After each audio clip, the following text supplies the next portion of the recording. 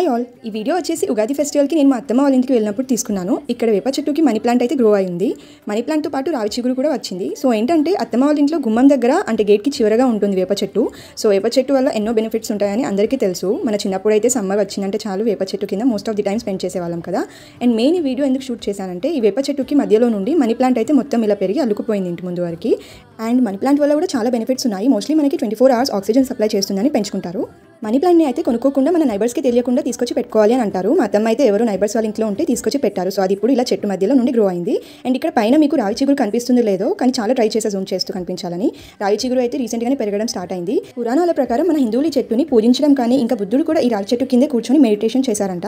Mostly రావి చెట్టు ఇంట్లో ఉండకూడదు అని అంటారు. ఆ చెట్టుని దైవంతో సమానంగా కొలుస్తారు కాబట్టి టెంపుల్స్లో మాత్రం ఈ చెట్టుని పెంచాలి అని కూడా చెప్తుంటారు. సో ఈ వేప చెట్టు దగ్గరికి వెళ్ళగానే గ్రీనరీతో మంచి పాజిటివ్ వైబ్ అయితే వస్తుంది. వేప చెట్టుకి మనీ ప్లాంట్ అండ్ రావి చెట్టుని చూడగానే కొంచెం కొత్తగా అనిపించి మీ అందరికి చూపించాలని అయితే వీడియో షూట్ చేశాను. అంతే వీడియో. By by.